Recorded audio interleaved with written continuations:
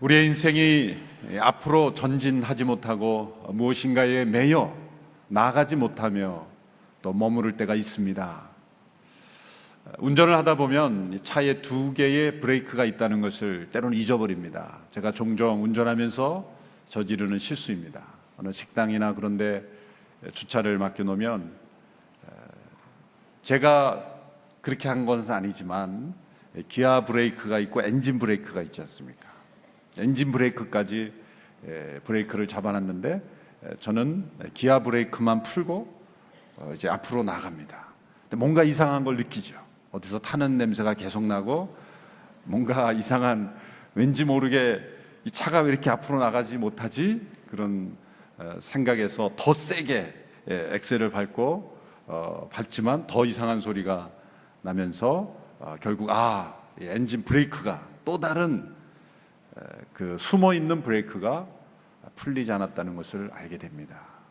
우리의 영적인 삶에도 내가 풀 수 있는 건 다 풀고 앞으로 나가는 것 같은데 앞으로 나가지 못하는 무엇인가 막혀있고 풀리지 않는 것이 있다면 더 근본적인 매임에서 우리가 풀어지지 않았기 때문에 그런 일이 일어나고 있다는 것을 우리는 알아야 합니다. 과거의 상처로에 매여 있고, 그리고 실패로 인한 절망에 매여 있고, 그리고 죄악의 습관에 매여 있을 때 겉으로 나타나는 모든 것들은 다 우리가 헤쳐갈 수 있다고 생각하지만 더 근본적인 매임으로부터 우리가 풀어지는 역사가 일어나야 하는 것입니다. 가장 근본적인, 이 모든 매임의 가장 근본적인 매임은 사단의 매임입니다. 성경은 이 역사와 우리 개개인의 삶이 보이지 않는, 겉으로 나타나는 것은 아니지만 보이지 않는 그런 매임에 묶여있는 인생이라는 것을 우리에게 지적해주고 있습니다. 이 매임에는 겉으로 나타나는 매임이 있고 보이지 않는 매임이 있어요. 겉으로 나타나는 것은 폭력과, 그리고 착취와 억압과 때로 질병, 이런 것들이 우리의 삶을 묶는 겉으로 나타나는 매임입니다. 보이지 않는 매임이 있습니다. 그것은 우리의 생각입니다. 사고방식입니다. 세계관입니다. 가치관입니다. 문화관입니다. 세계관은 얼마나 무섭소냐면 우리가 쓰는 이 안경, 처음에는 이 안경과 나는 다른 것이고 내가 이 안경을 씁니다. 그런데 오랜 시간이 지나가면 이 렌즈로 보는 나의 시각이 동일해지는 거죠. 렌즈를 통해서 보는 것이 곧 나의 시력이 되기 때문에 하나가 되는 인식론이죠. 세계관은 나의 하나가 되는 것. 원래 그 세계관은 내 것이 아니었어요. 그러나 내가 어떤 세계관을 받아들이냐에 따라서 그 렌즈를 통해서 이 세상과 역사를 바라보기 때문에 모든 것이 다 그렇게 보이게 되는 것이죠. 이것이 보이지 않는 매임이지만 우리의 삶을 붙잡고 있는 그런 무서운 그러한 매임이 되게 되는 것입니다. 예수님은 사단의 매임에서 우리를 풀어주려고 오셨습니다. 사단이 인간을 묶어놓은 최대의 무기는 바로 죽음이었습니다. 사단은 예수님을 무덤 속에 가두어 보려고 최선의 노력을 다했습니다. 그러나 사흘 뒤 예수님은 죽음의 매임에서 풀어지셨고 무덤을 푸시고 부활하심으로 우리 모두에게 죽음의 매임으로부터 풀어질 수 있는 길이 되어주셨고 진리가 되어주셨고 생명이 되어주셨습니다. 죽음에서 풀어지는, 죽음의 매임에서 풀어지는 길이 우리에게 허락되어 있다면 이 세상에 어떤 매임이 우리를 가둬놓을 수 있겠습니까? 예수 그리스도께서 죽음의 매임으로부터 우리를 자유케 하셨다면 예수 그리스도께서 그 어떤 매임으로 또 우리를 자유케 하실 수 있는 주님이라는 것을 우리는 믿어야 할 것입니다. 예수님께서 우리를 사단의 매임에서 풀려나게 하신 분이라는 것을 보여주기 위해서 예수님은 많은 병자들을 고쳐주셨습니다. 예수님께서 어느 안식일에 한 회당에서 가르치던 중 18년 동안 병에 매여 있는 여인을 고쳐주시는 사건이 이렇게 오늘 본문에 기록되어 있습니다. 예수님은 그 여인을 고쳐주시면서 이런 말씀을 주셨습니다. 오늘 본문 16절의 말씀이 핵심 구절입니다. 우리 함께 16절의 말씀을 읽어보겠습니다. 시작. 그렇다면 아브라함의 딸인 이 여인이 18년 동안이나 사단에게 매여 있었으니 안식일에 이 매임에서 풀어주는 것이 당연하지 않느냐. 이 매임에서 풀어주는 것이 당연하지 않느냐. 당연하지 않느냐 말은 당연하지 않다고 생각하는 사람들이 있었다는 거죠. 18년 동안 질병의 매임에 갇혀있는 한 영혼이 그 질병의 매임으로부터, 과거의 상처의 매임으로부터, 죄악의 매임으로부터, 죽음의 매임으로부터 풀어나게 되는 것, 그것은 하나님 보시기에는 당연한 것입니다. 예수님께서 복음서에서 병을 고쳐주실 때 나타난 중요한 특징들이 있습니다.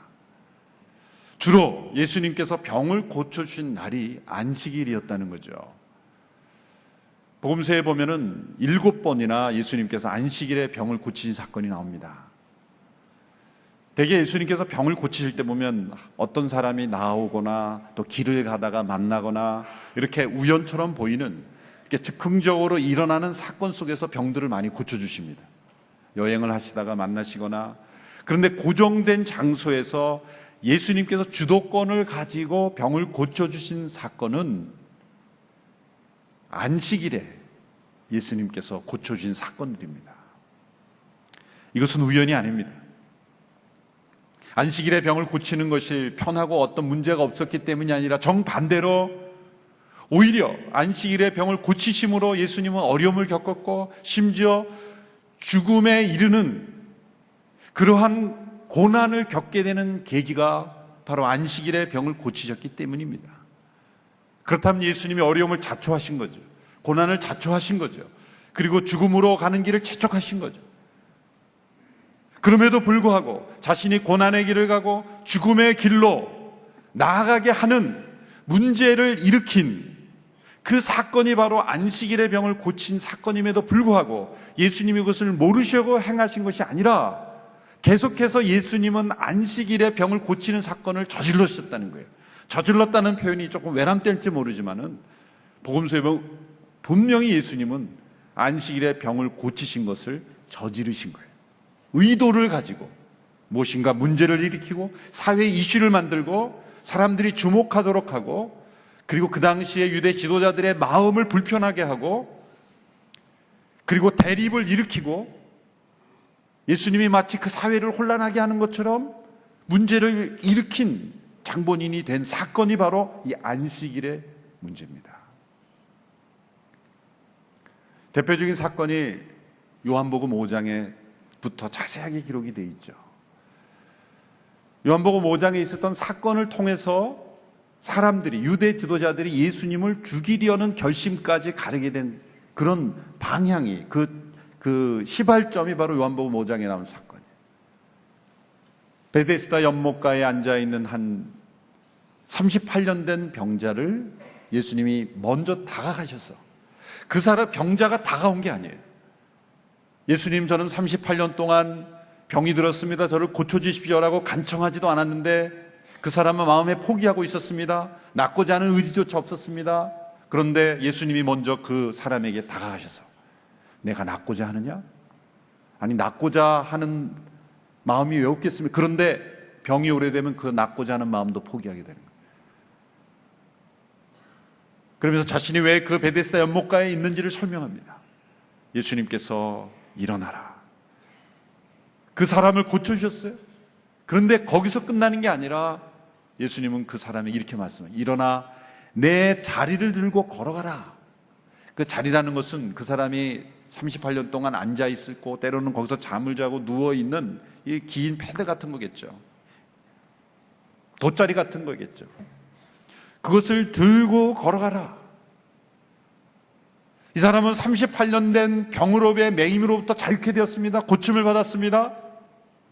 근데 예수님께서 내 자리를 걸어가라 그러니 이 사람은 질병이 낫는 38년 동안 매여있던 병이 나았는데 예수님이 시키는 대로 안 하겠습니까? 혹시 시키는 대로 안 했다가 병이 다시 날까봐 두려워서라도 했을 거예요. 그러니 내 자리를 두고 걸어가라 그러니 그 말씀대로 그 권위 앞에 압도돼서 자리를 두고 걸어가는 거죠. 예수님이 왜 자리를 두고 걸어가라 그랬겠습니까? 만약 저 같으면 38년 된 그 땀과 고름과 그런 그 더러운 것들로 가득한 그 자리를 멋있게 불태워버리고 쓰레기통에 확 던져버리고 새로운 길을 가라 그럴 텐데 내 자리를 걸어라. 예수님이 쓰레기를 줄이십시다 캠페인 한 겁니까? 환경보호한도 운동인가 한 거 계십니까? 그런 의도가 아니라 그 광경을 본 유대 지도자들이, 광경을 본 바리새인들이 뭐라고 비판했냐면 그 사람을 향해서 내가 안식일인데 왜 자리 들고 걸어가느냐. 여러분 38년 동안 그 자리에 있었던 사람이라면 그 주변에 있던 사람들은 다 아는 사람이었어요. 그러면 38년 된 사람이 병으로부터 자유케 됐으면 너가 38년 동안 베데스다 연못가에 앉아있던 이가 아니냐, 내가 어찌하여 지금 이렇게 걸어갈 수 있게 됐느냐 놀라야 하는데, 유대인들은 뭘 보고 놀랐다는 거죠? 너가 안식일인데 지금 자리 들고 걸어가는 것이 마땅하느냐? 누가 이런 일을 시켰느냐? 그래서 이 사람이 간증한 거예요. 내 병을 낫게 한 사람이 나로 걸어가게 들고 가라 합니다 라고 말했다면 뭐라 그래야 됩니까? 놀라야 되죠. 그분이 누구입니까? 38년 동안 매했던 질병으로부터 너를 낫게 한 이가 도대체 누구인가? 그런 질문이 나와야 지극히 당연한 거죠. 근데 그들은 그런 질문을 하지 않고 안식일인데 자리 들고 걸어가는 것이 마땅하지 아니하다라고 하며 예수님을 공격하기 시작했다는 거예요. 예수님은 의도적으로 안식일에 병자를 고치신 거죠. 그걸 통해 예수님이 무엇을 가르쳐 주신 겁니까? 예수님 무엇인가 그 당시에 유대 사회를 묶고 있는, 보이지 않는 이 묶임, 그 사람들을 묶고 있는 옳지 않은 잘못된 해석, 잘못된 세계관, 그 사회를 묶고 있는 진리가 아닌 거짓들, 그런 것들을 그 매임에서 풀게 하시려고 도전하신 거예요. 그 당시 사회 지도자들이 볼 때는 예수님은 제도를 파괴하는 자였고, 그리고 질서를 무너뜨린 혼란케 하는 자였고, 평온한 사회를 어지럽게 하는 자처럼 보였을지 모릅니다. 그러나 예수님은 그 당시에 사람들이 아무렇지도 않게 받아들이고 있는, 상식으로 받아들이고 있는, 모든 사람들이 다 그렇게 생각하고 거기에 순응하면 아무 문제가 없다고 생각하는 그런 보편적 질서, 사람들이 이렇게 생각하는 그런 질서가 옳지 않은 방향으로 나가고 있을 때 예수님은 거기에 제동을 거셨다. 그리고 그것을 이슈로 만들었다는 거예요. 그리고 그것을 자신이 깨뜨렸다는 거예요. 이러한 측면, 무엇인가를 깨뜨리고 파괴하고 도전하는 것으로만 보고 어떤 질서든지 무엇이든지 어떤 권위든지 도전하고 파괴하는 것이 옳다라고 만들면 그건 이데올로기가 되는 거예요. 그것이 이념이 되는 겁니다. 예수님을 오해한 거예요. 예수님이 왜 이러한 모습으로 비춰졌는가라는 거죠. 그것은 유대 사회를 묶고 있는 하나님의 율법에 대한 잘못된 해석, 그리고 그 해석을 기초로 만들어진 잘못된 제도, 거기에 수많은 영혼들이 묶여서 하나님을 제대로 알지 못하고 안식일을 거룩히 지키라고 하는 하나님의 율법의 의도를 누리지 못하고 있는, 그 축복을 맛보지 못하고 있는 것에 대해서 예수님께서 올바로 교정해 주시는 거예요. 안식일에 대한 율법은 십계명 중 제4계명의 안식일을 거룩히 지키라 라고 하는 말씀에 기초한 거죠. 유대인들은 이 말씀을 어떻게 잘 지킬 것인가를 연구했습니다. 그래서 해야 할 것과 하지 말아야 될 것을 구분해서 안식일 규례를 만들었어요. 그런데 해야 할 것과 하지 말아야 될 것이 다 한낱처럼 뭡니까? 부정적인 접근이었습니다. 그래서 해야 하지 말아야 될 것을 여러 갈래를 통해 제도의 규례를 통해서 만들었어요. 그러면서 그들은 점점 안식일을 어떻게 거룩히 지킬 것을 연구하면서 안식을 잃어버리기 시작했어요. 우리가 주의 날, 주일이라고 열심히 봉사하고 열심히 뭔가를 만큼 하는데 가장 돌이켜보면 빼먹을 수 있는 게 뭐냐면 주님을 빼먹는 거예요. 주의 날, 주일을 지키고 주일을 섬기는데 열심히 봉사도 하고 예배도 드리고 많이 한 것 같은데 가만히 생각해 보면 주님 생각은 하지 않아요. 이것이 마치 오늘 이 시대에 우리가 안식일을 잘못 지킴으로 말미암아 주객이 전도되어 버린 당시 사회의 모습일 수 있다는 거예요. 예수님께서는 병을 고치는 기적을 통해서 그 당시에 매여 있는 잘못된 제도, 잘못된 해석에 도전하신 겁니다. 당시 유대인들은 안식일에 병을 고치는 예수님의 행위를 일로 간주해서 안식일의 규례를 어긴 것으로 그렇게 예수님을 정죄했기 때문입니다. 예수님은 의도적으로 병을 고치시는 기적을 안식일에 일으키심으로써 잘못된 그들의 해석과 잘못된 편견에 도전하신 것입니다. 오늘 본문에 18년 동안 병에 사로잡혀 있던 한 여인을 고치시는 예수님의 모습을 보십시오. 11절, 12절의 말씀을 우리 함께 읽겠습니다. 시작. 거기에는 18년 동안 병을 일으키는 영에게 시달리고 있는 여인이 있었습니다. 그 여인은 허리가 굽어 똑바로 설 수가 없었습니다. 예수께서 그 여인을 보고 앞으로 불러내 말씀하셨습니다. 여인아, 내가 병에서 해방됐다. 예수님은 회당에서 가르치실 때 아무도 주목하지 않는 한 여인을 주목하셨어요. 여인은 18년 동안 병을 일으키는 영에 사로잡혀 허리를 펼 수 없는 그런 질병 가운데 있었어요. 모든 질병이 다 악의 영에 의한 것은 아닙니다. 어떤 것은 자신의 잘못된 습관, 또 때로는 유전적 요인, 여러 가지 질병의 원인이 있지만 때로는 악의 영에 의한 질병도 있을 수 있다. 모든 것이 그렇다 그러면 그건 잘못된 겁니다. 그러나 이 본문의 경우에 악의 영에 의해서 이 여인의 육체가 망가져 있는 그런 상태, 18년 동안 허리도 펴지 못하고 회당에 참석했지만 예수님의 얼굴도 제대로 쳐다보지 못하는 그 여인을 예수님은 주목해 보셨어요. 예수님은 자신이 가르치는 가르침의 내용에만 집중하신 것이 아니라 참여한 한 영혼 한 영혼의 삶을 주목해 보셨고, 그 여인이 한 사람 한 사람이 무엇에 사로잡혀 있는지를 지켜보고 계신 거예요. 우리가 하나님 앞에 예배로 나올 때 하나님은 우리 개개인의 모든 삶에 무엇이 매여 있는지, 우리 각자의 삶이 우리를 붙잡고 있는 것이 어떤 매임인지를 주목해 보시는 거예요. 그리고 예수님은 그 여인을 주목하셨고 그 여인을 앞으로 불러내셨습니다. 예수님 주도권을 가지고 그 여인을 고쳐주신 거예요. 그 여인은 낫고자 하는 마음도 없었고 예수님께 병을 고쳐달라는 요청도 하지 않았습니다. 그러나 예수님은 앞으로 불러내신 거예요. 그리고 그 여인에게 말씀하십니다. 여인아, 내가 병에서 해방되었다. 여러분, 이러한 놀라운 병에서, 매임에서 풀어지는 역사가 우리 모든 성도들의 역사에도 일어나게 되기를 축원합니다. 사랑하는 아들, 딸아, 내 병에서 해방되었다. 죽음의 권세로부터 해방시키시는 주님의 역사가 우리 모든 성도들의 삶의 매임에서 풀어지는 역사를 일으켜 주시는 줄로 믿습니다. 부활하셔서 우리 가운데 살아계신 주님의 영이 함께 하실 때 모든 매임에서 풀어지는 역사, 과거의 상처에서 풀어지고 절망에서 풀어지고 낙심에서 풀어지고 질병에서 풀어지는 역사, 매임에서 풀어지는 역사, 그런 역사가 우리의 믿음의 생활 가운데, 이 나라 민족 가운데 일어나기를 주님의 이름으로 축원합니다.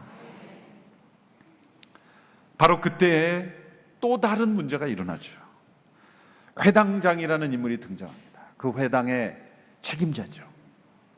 회당장은 유대 사회의 중요한 지도자 중에 한 사람이었습니다. 존경받는 사회 지도층이었습니다. 그 당시 유대 사회의 어떠한 세계관, 가치관, 또 역사관을 가르치는 중요한 인물 중에 한 사람이었죠. 그 회당장이 회당에 있는 사람들에게 분노하며 말했습니다. 오늘 14절의 말씀을 같이 읽어보겠습니다. 14절 말씀 시작. 예수께서 안식일에 병을 고치신 것에 화가 난 회당장이 사람들에게 말했습니다. 일할 날은 엿새나 있다. 그러니 그날에 와서 병을 고치고 안식일에는 하지 마시오. 예수님께서 안식일에 병을 고치신 것에 대해 이 회당장은 분노했어요. 일할 날이 엿새가 있는데 병을 고치려면 그날에 고치고 이 안식일에는 병 고치지 마라. 여러분, 이 회당장의 분노를 우리가 어떻게 해야 될까요?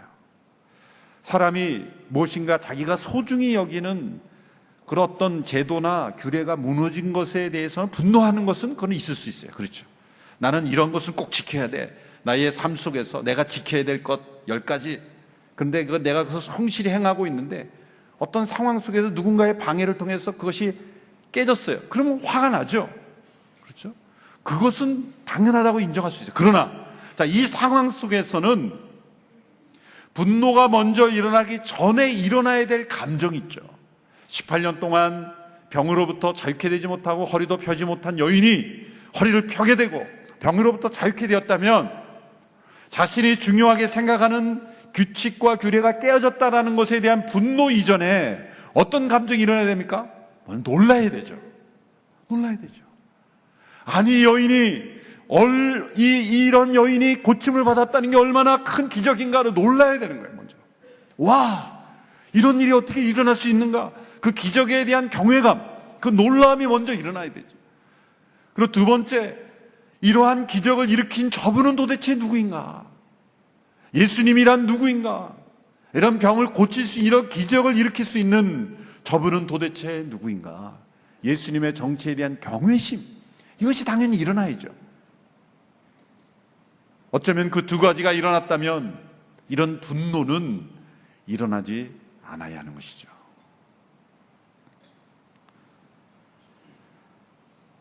왜 이 회당장은 마땅히 자연스럽게 일어나야 될 감정은 나타나지 않고 자신이 중요하게 생각하는 제도가 깨어진 것에 대한 분노가 일어날 거야.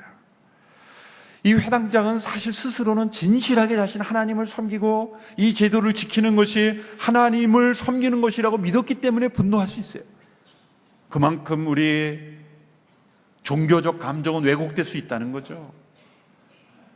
우리가 옳다고 여기며 때로는 그것이 지켜지지 않을 때 분노하는 그러한 그 분노는 왜곡된 분노일 수 있다는 거죠.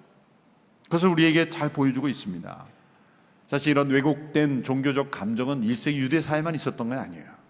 사실 17세기 스코틀랜드에도 보면 안식일 규칙을 매우 엄격하게 적용했다고 하는데 어느 목회자가 아이에게 세례 주는 것을 거부했다는 거예요. 그런데 그 이유가 뭐냐면 그 어머니가 아주 먼 거리에서 기차를 타고 왔기 때문에 줄 수 없다는 거예요.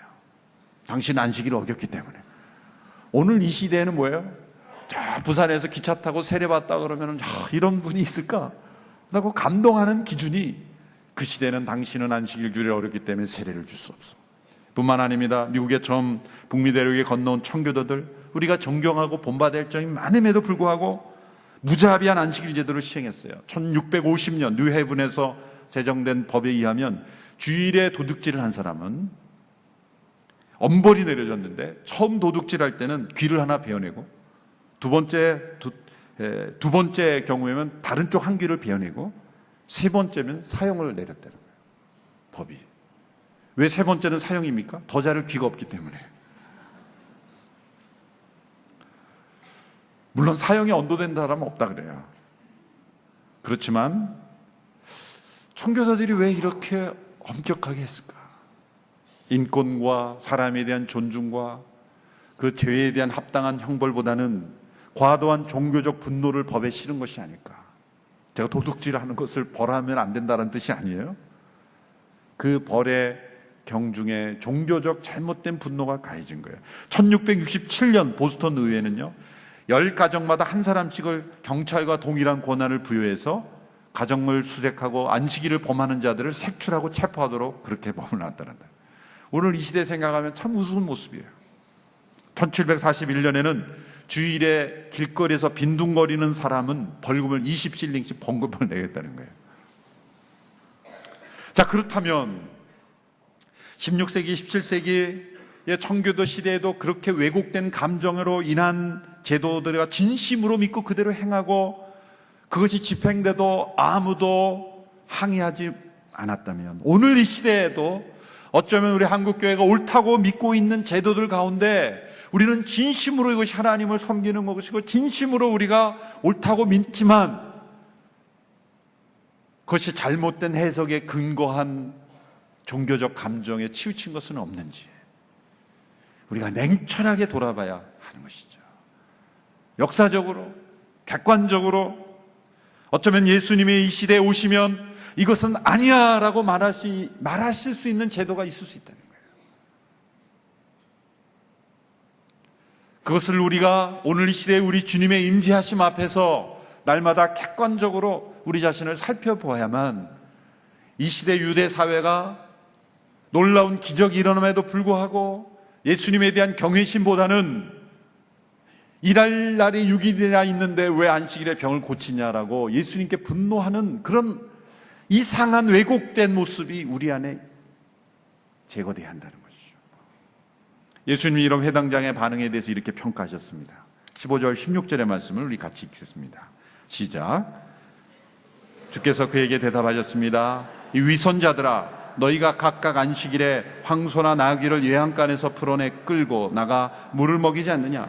그렇다면 아브라함의 딸인 여인이 18년 동안이나 사단에게 매여 있었으니 안식일에 이 맴에서 풀어주는 것이 당연하지 않느냐? 예수님은 위선자들아 라고 책망하셨어요. 여러분, 위선에는 두 가지 종류가 있습니다. 첫 번째는 윤리적으로 겉과 속이 다른 위선입니다. 또 한 가지 회당장에게 지적된 위선은, 지금 이 회당장이 위선이라고 하는 것은 그의 어떤 윤리적인 겉과 속이 다른 위선이 아니, 또 다른 종류의 위선. 이것은 뭡니까? 잘못된 것을 옳다고 믿음으로 상견하는 일종의 집단 문화적인 위선이에요. 잘못된 것을 옳다고 믿음으로 인해 상견하는 위선. 그 원인은 뭘까요? 가장 중요한 원인은 목적을 잃어버린 형식을 고수하라는 거예요. 이유를 잃어버린 제도를 고수하려는 거예요. 이들은 안식일을 거룩히 지키기, 어떻게 안식일을 거룩히 지킬 건가를 연구하면서 어떻게 하면서 그들은 왜라는 질문을 잃어버렸어요. 하나님이 왜 안식일을 지키라고 했는가? 그 목적을 잃어버리고 어떻게 지킬 것인가를 열심히 놓고 와서 전부 어떻게라는 방법이 가득 차 있을 때, 그 많은 방법들은 왜 지켜야 되는지를 잃어버린 방법들입니다. 여러분, 우리의 삶 속에, 우리의 신앙생활 속에 이유를 모르고 행하는 관습이 많으면 그건 어쩌면 그것은 잘못된 제도일 수 있습니다. 왜 하는가에 대한 답변할 수 없는 그런 제도. 그냥 하니까 하지, 그냥 모든 사람들이 하니까 하는 거야 라는 그러한 제도나 형식 속에 어쩌면 왜라는 중요한 질문을 던지지 않을 때 우리는 집단적 위선에 빠질 수 있어요. 문화적 위선에 빠질 수 있습니다. 어떻게라는 질문은 항상 왜라는 질문에 종속되어야 돼요. 여러분, 방법이 나오지 않으면 새로운 방법을 찾는 유일한 길, 가장 좋은 길, 가장 창의로운 길은 왜 하는지부터 시작하는 거예요. 방법이 보이지 않습니까? 그럼 끊임없이 왜 이 일을 하는가를 던지면 거기서 창의적인 방법이 나오는 거예요. 왜라는 이유를 잃어버리고 하나님께서 왜 안식일을 거룩히 지키라는 이유에 답변하지 않으면서 어떻게를 만들어내는 거예요. 그러니까 그들은 황소나 나귀는 물을 먹이면서 18년 동안 병에 갇혀있던 여인이 자유케 되는 것을 안식일로 여겼다고 정죄했다는 거예요. 집단 최면에 걸린 것 같은 현상이 일어난 것입니다. 종교적 규례를 지키느냐 철저하게 열심을 내면서도 18년 동안 병에 사로잡힌 영혼에 대해서는 전혀 긍휼과 절규를 하지 않는 위선에 빠지게 되는 거예요. 위선이라는 것은 꼭 겉과 속이 다르다는 게 아니라 더 중요한 것을 보지 못하고 중요하지 않은 것을 더 중요한 것으로 바꿔버리는 것도 위선인 것입니다. 사회 위선인 거예요. 집단적 위선인 것입니다. 회당장은 왜 분노했습니까? 자기와 당시 사회가 옳다고 믿는 제도가 무너지는 것에 대해 분노했어요. 그러나 예수님은 무엇에 분노했어요? 한 영혼이 사단에게 매여있고 병에 매여있는 것에 대해 분노했어요. 우리에게 먼저 있어야 될 분노가 무엇입니까? 어떤 제도가 무너지고 내가 주관적으로 옳다고 생각하는 것이 무너지는 것에 대한 분노 이전에 사회 전반에 깔려있는 불의, 사회 전반에 깔려있는 사단의 매임에 속해 있는 것에 대한 분노, 공의로운 분노, 의로운 분노가 먼저 있어야 되는 거예요. 사랑에서 비롯된 분노, 자비로움에서 비롯된 분노가 있어야 되는 거예요. 한 영혼이 병에 매여 있는 것에 대한 안타까움에서 난 분노가 먼저 있어야 돼요. 회당장은 율법의 목적, 왜 율법을 주셨습니까? 하나님을 사랑하고 이웃을 사랑하는 목적이 주신 거예요. 율법의 목적은, 율법의 왜는, 이유는 사랑입니다. 그런데 그들은 그 율법의 정신 목적인 사랑은 잃어버리고 사랑이 없는, 사랑을 말살시키고 사랑을 착취하는 제도로 만들어버린 거예요. 그러나 예수님께서는 율법의 목적인 사랑을 행하는 것을 막는 제도라면 그 어떤 제도로든지 무너질 수 있고 무너져야 한다라고 가르쳐 주신 거예요. 회당장이 예수님께 붙인 제목은 안식일 파괴자였지만, 그러나 예수님은 진정한 안식일을 회복시키시는 분이었습니다. 죄로부터 자유케 되는 안식, 병으로부터 노임을 받게 되는 안식, 과거의 상처와 절망으로부터 일어나게 되는 안식을 선물해 주셨습니다. 오늘 우리의 믿음 생활 속에 이 예수님의 말씀이, 음성이 우리에게 계속 들려올 수 있게 되기를 바랍니다. 이 매임에서 풀어주는 것이 당연하지 아니하냐. 진정한 생명의 길은 매이는 것이 아니라 매임에서 푸는 것입니다. 계속 풀어주는 역사가 있어요. 우리의 크리스찬의 삶은 매인 것을 푸는 삶이에요. 푸는 역사가 일어나야 돼요. 우리 안에 회당장의 위선적 분노가 없는지, 혹 우리 사회 한국교회 안에 집단 문화적 위선에 빠져 있지는 않는지, 그것을 냉철하게 하나님 앞에 점검하면서 날마다 참된 안식이 우리의 삶 가운데, 참된 안식이 이 사회 속에 임하도록 우리 자신을 주님 앞에 내어드리는 우리 모두가 되기를 주님의 이름으로 축원합니다. 기도하겠습니다. 하나님 아버지, 안식일을 어떻게 지킬 것인가에 몰두한 나머지 참된 안식을 잃어버린 이 종교적 왜곡된 모습이 우리 안에는 없게 하여 주시옵시고, 하나님의 율법을 율법대로, 하나님의 진리를 진리대로, 하나님의 사랑을 사랑대로 온전히 받아들이고 증거하며, 그리고 세상을 변화시키며 매임에서 모든 것을 풀어주시는 주님의 임재하심으로 세상에 매인 것을 풀게 하는 모든 믿음의 사람들 다 되게 하여 주옵소서. 예수님의 이름으로 기도합나이다. 아멘. 다 같이 자리에 일어나셔서 함께 봉헌 찬양 드리겠습니다.